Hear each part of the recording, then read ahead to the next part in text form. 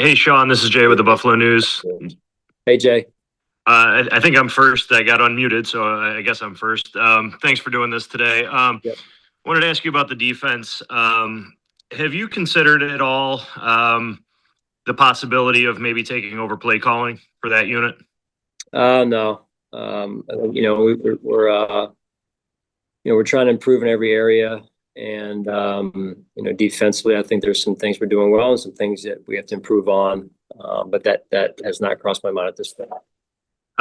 In saying that, obviously, that would be, I guess, a vote of confidence in some ways for the job that Bobby is doing. How do you evaluate that 6 games in right now? Yeah, listen, I have a lot of confidence in Bobby and our defensive staff. I thought they made some real good adjustments last night in the second half in particular. At halftime, we came out and played really well after half.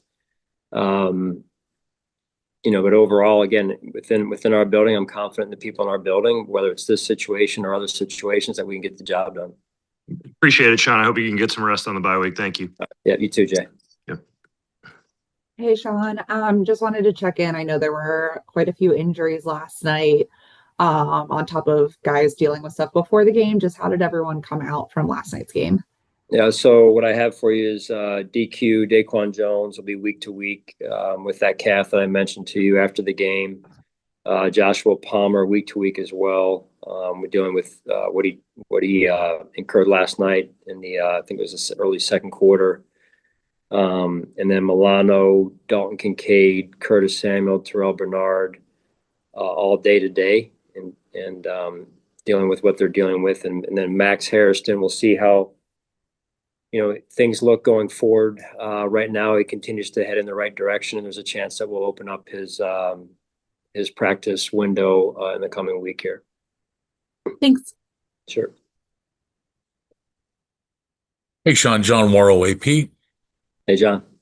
How do you deal with this bye week and knowing that you've got some reinforcements on the way, especially on the defensive side with Larry and Michael, and also knowing that some of these injured guys are day to day and could be back in time for, are expected back in time for Carolina. Yeah, it'll be good to get these two guys back in the mix, with the injuries that we have in particular, and we'll see how it all unfolds, right? Who's available, who's not. We won't really know again until we get back going a little bit next week here with the guys, and but it certainly will help in terms of numbers and guys who have played. Given what you've seen from, given what you'll see, what are your expectations with Larry and Michael specifically in coming back, knowing that they haven't had playing time, but how do you treat those two guys coming back? No, it's a little bit of an interesting situation, somewhat unique when you practice in training camp, then you go on this hiatus, if you will, and then you come back and practice again, and it's natural to expect that there's going to be some knocking off of the rust, and so we have to manage our expectations with that. And just lastly on the offense, and I know this was kind of you were asked this last night. When it comes to James Cook's availability and the fact that he wasn't on the field for much of the fourth quarter, in key situations, how do you and Joe address that?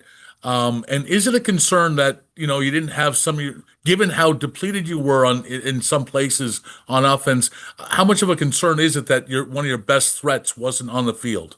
Yes, those are things we talk about. And Joe and I have already talked about that to some extent today as we were evaluating the film. So it's an important thing that we keep in mind as we move forward. Thanks, Sean. Sure.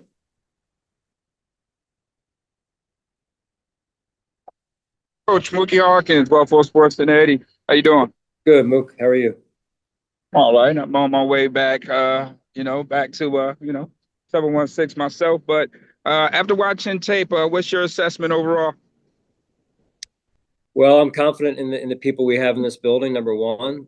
Two is, we can certainly perform at a higher level, and we need to. We need to do our jobs, know our jobs, do our jobs, and be there for one another. And so that accountability piece is important for us as we move forward, and it's always been one of the fabrics of who we are as a team. Absolutely, coach. And looking at the film, did you ever consider about trying an odd front at any time? An odd front. Yeah. What do you have in mind right there, Mookie? What would you think that would have helped with? Um, I think I'm just seeing like they was doubling down on the one take there. And Dion sometimes instead of like you mentioned yesterday having that gap integrity, he was running out of there and it was creating a big cutback lane. Yeah. So I was thinking maybe you go to an odd and keep that center occupied at times sometimes. Yeah, we talked about it a little bit. We talk about a lot of things during the week and then during the game in terms of adjustments. But Dion made some good plays as well. He's a young player. He's going to have some growing pains, and unfortunately, a couple of those moments were big plays for them. So we entertained just about everything under the stars as you could imagine. Absolutely. And I know you key on fundamentals, so I know where you are when it comes to that. So you got a bye week, and I know you're immaculate in doing it, coach. Enjoy the bye, and I'll talk to you soon. All right, you too, buddy. Hey, Sean, you'd mentioned your confidence in Bobby a few minutes ago, and obviously he's still, in his second year as the play caller. But when you have that performance in the first half, like the defense had, obviously you made some great adjustments. What goes into those conversations with Bobby for maybe getting the defense, I don't know, better prepared, more ready to play?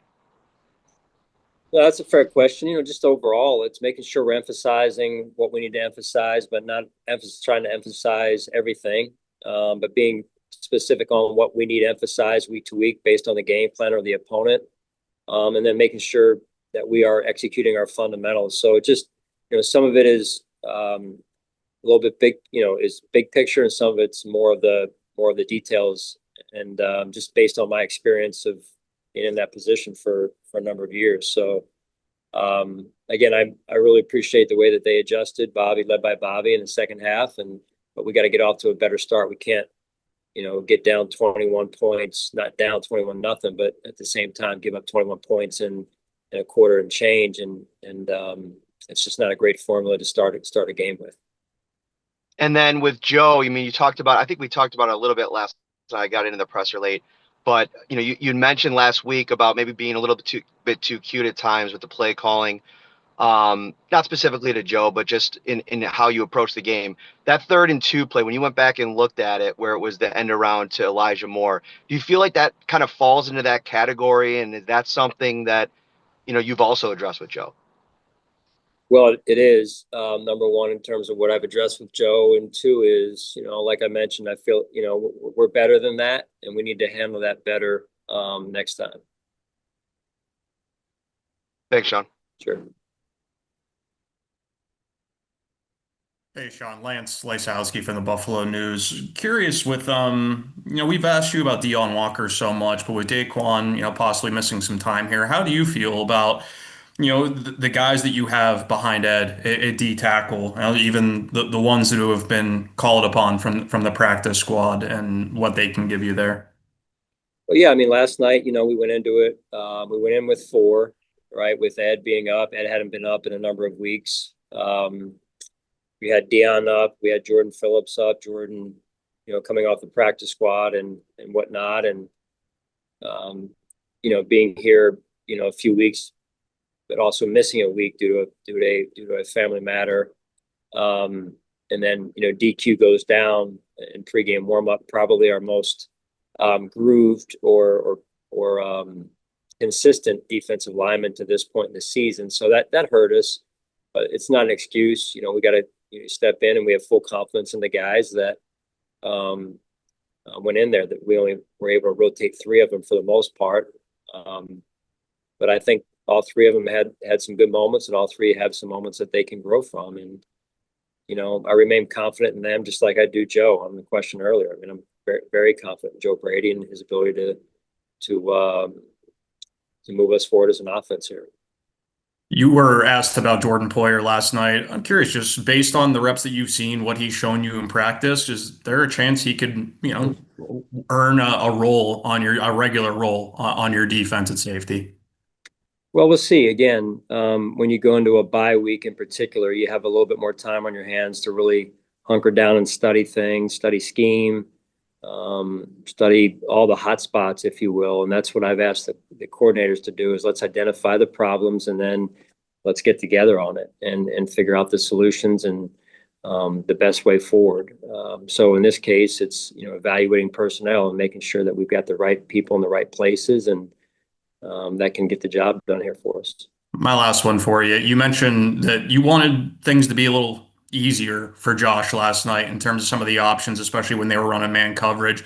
What does that look like for you? And not to ask you to reveal a complete strategy, but I'm just curious what you would like to see so your quarterback isn't under, duress at times like he was, especially when they were blitzing as often as they were. No, I mean, they're a talented group. I mean, you saw it. They have ways to get after the quarterback, and we've got to do a good job of making sure that our quarterback doesn't get affected. And I thought our offensive line did a pretty good job at that at times. And, we used some play action and things to protect the pocket. Then there was other times where I thought we, can do some things, could have done some things and can do some things going forward where we need to make an adjustment so that, Josh is not affected, especially early in the game. And because that can kind of, affect the game and how the game's played and how the quarterback plays. And listen, it's no different than what we try and do to opposing quarterbacks. You want to affect the quarterback early, and it tends to have a ripple effect later in the game. So that's something that we have to continue to look at. Thank you. Hi, Sean. How are you? Good. How you doing, man? I'm well, thank you. Lance asked about the safety position. I was going to actually also ask about the corner position. How would you just evaluate that position as a whole? I know you guys are pretty banged up there right now, but specifically with Tre'Davious White and then Christian Benford.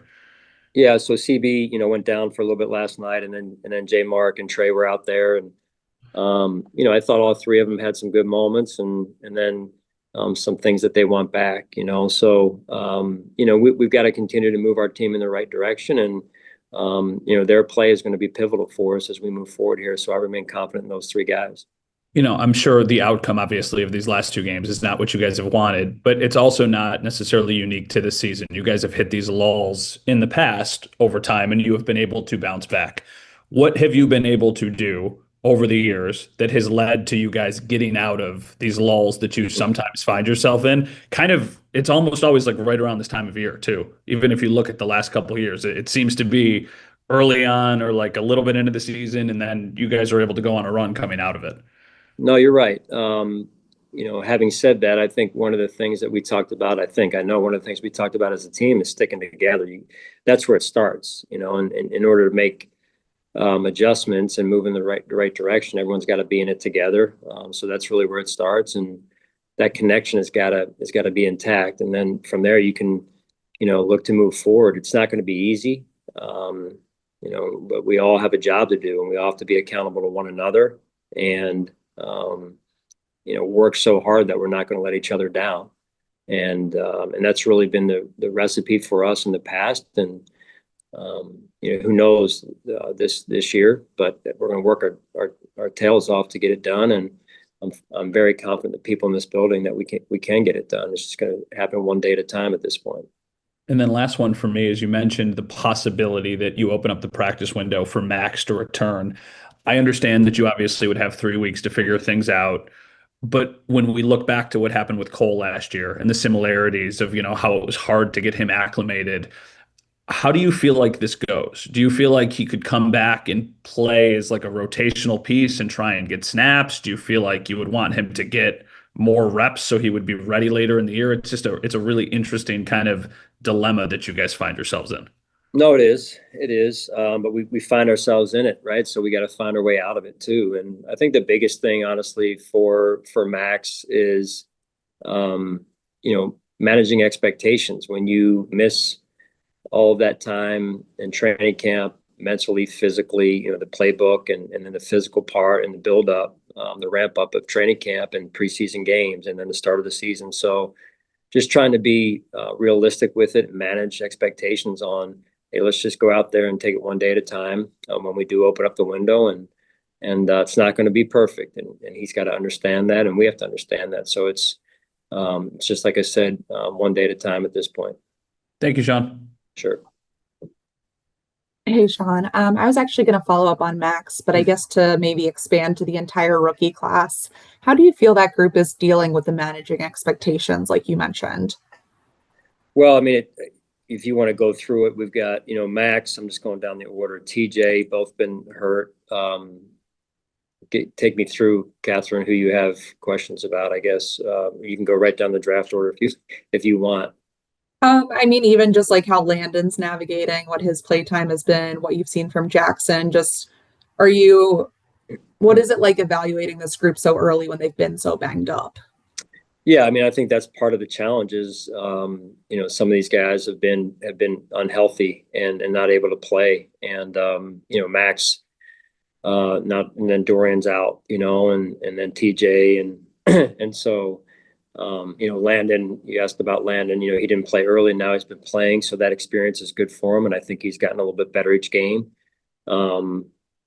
But with a lot of work to do, like all of us, right? So it's a journey for all these guys, and it's never easy, right? People think it's the NFL, this is going to be fun and everything, and it is. It should be fun, but at the same time, it's a job, and the way the league ebbs and flows week to week is hard for a lot of these guys, and but mentally they got to stay tough and stay strong through it. Thanks, Sean. Sure. Hey, Sean, how you doing? All right? Yep, doing all right. How about you? Good, good. Thanks. I appreciate it. I want to follow up with what Matt said, what asked about before with Joe Brady in terms of the third down play. When you say we're better than that, can you explain a little more what you mean by that? Well, I mean, Joe's a great offensive coordinator. He's a great play caller, right? He knows, and no one's going to be perfect, right? But you go through a game, and there's always calls you want back, and you know, he knows that how I feel about that situation. We talked about it, had a great conversation again this morning.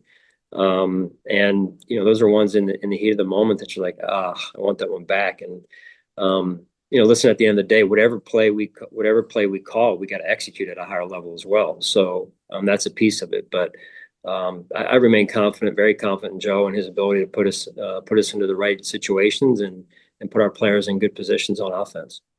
I know you don't expect any play caller to be perfect, but when you talk about how to address a big situation like that, is there a philosophy that takes a level of development or a period of time to develop to where you and the guys who are working with you are on the same page?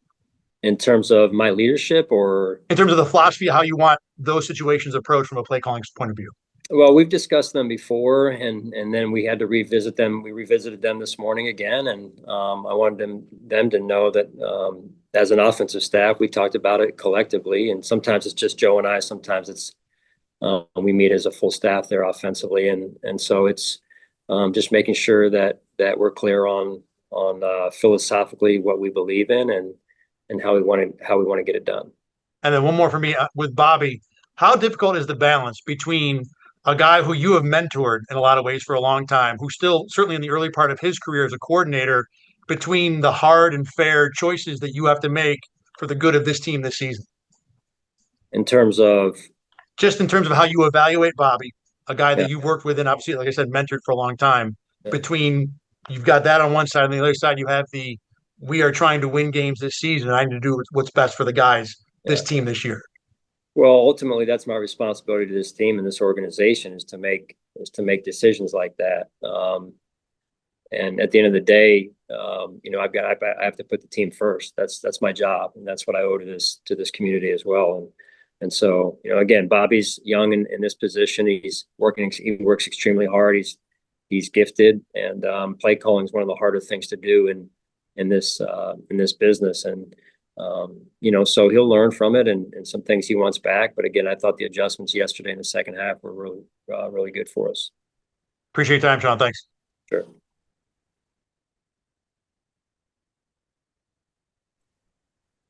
Hey, Sean, I hope you're doing well today. Hope you are also.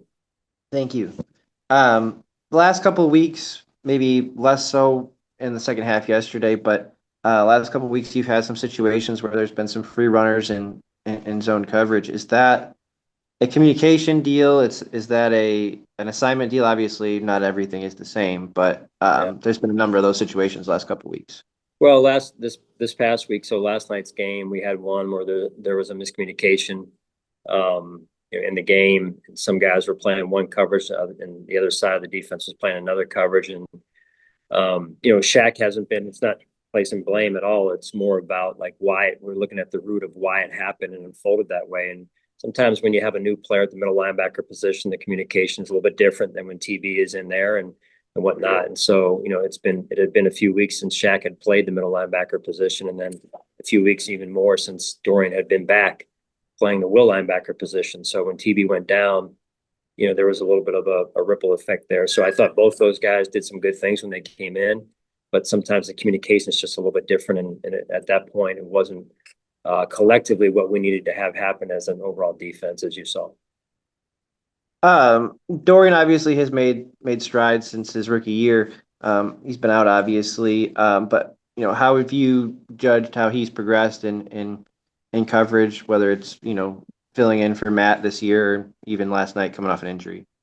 Well, he was coming off an injury. He'd been out, I don't know, two weeks maybe. And I thought he really handled himself well in terms of playing physical, playing strong, making it through the game. He was playing special teams on top of that. Initially, his role coming into the game was just going to be special teams for the most part.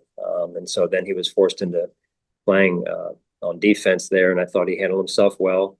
Like all of us, he wants some of those plays back. And again, with experience, I think he's only going to get better.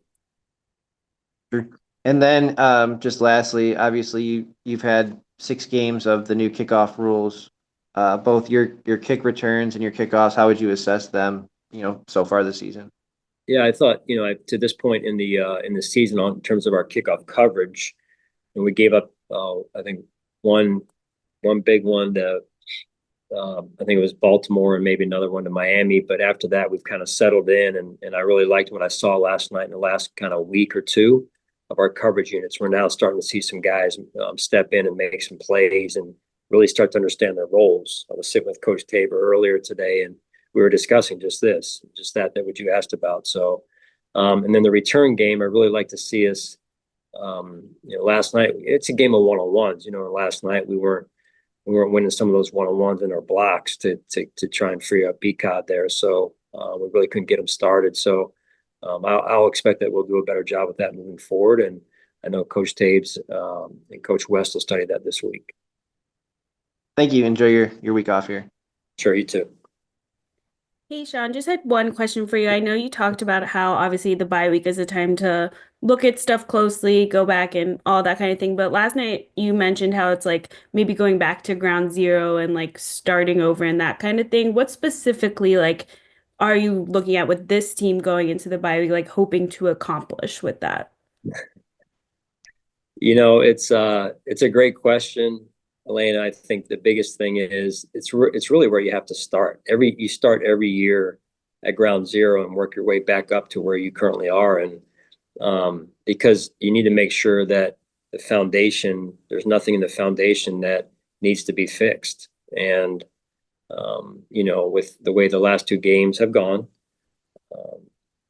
we've had some good moments, but I also want to kind of look under the hood a little bit more and making sure that we've got everything underneath in terms of the foundation, that it's helping us. And from the way we practice to the way we meet to what we emphasize to what we're asking our players to do to all the jobs that all of our players have and all that type of stuff. So right now, just coming off of this game, we're just really putting this game to bed.